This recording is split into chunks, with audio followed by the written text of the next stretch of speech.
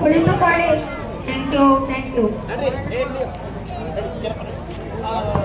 ವಿಷಯವೇ ಎಂದು ಕೇಳಿ ಮಹಾಮಂತ್ರಿಗಳೇ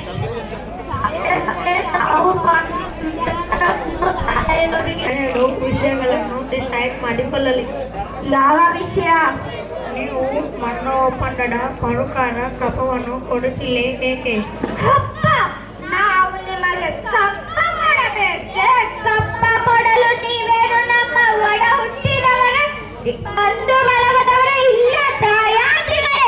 ನಾವು ನಿಮಗೆ ಕೊಡಬೇಕು ಕಪ್ಪ. ಯಾವ ಕಾರಣಕ್ಕೂ ಕಪ್ಪವನ್ನು ಕೊಡುವುದಿಲ್ಲ.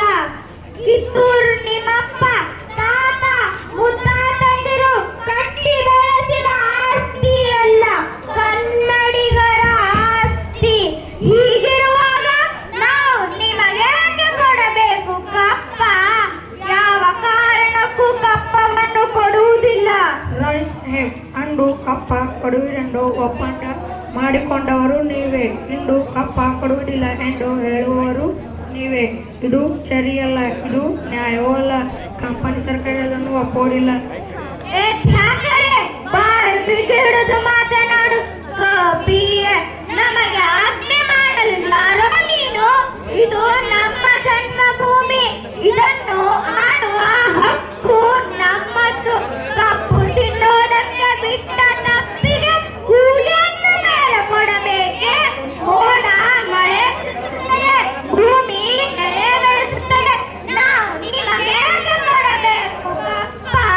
ನಮ್ಮವರೊಂದಿಗೆ ಹುಟ್ಟಿರಾ, ಬಿತ್ತಿರಾ, ನೀರು ನಾಟಿ ನೆಟ್ಟಿರ, ಹೊಳೆಯು ಹೊತ್ತಿರ, ದಣಿದವರಿಗೆ ಆಕಳಿ ಕಾಯಿಸಿ ಕೊಟ್ಟಿರ. ನಾವು ನಿಮಗೆ ಕೊಡಬೇಕು ಕಪ್ಪ. ಯಾವ ಕಾರಣಕ್ಕೂ ಕಪ್ಪವನ್ನು ಕೊಡುವುದಿಲ್ಲ. ರಾಣಿ ಸಾಹೇಬ್, ನೀವು ಕಂಪನಿ ಸರ್ಕಾರದ ಕಟ್ಟಲೆಯನ್ನು ಧಿಕ್ಕರಿಸುತ್ತಿದ್ದೀರಿ. ದಿಕ್ಕು ತಪ್ಪು ಹೋಗುತ್ತೀರಿ. ಎತ್ತರ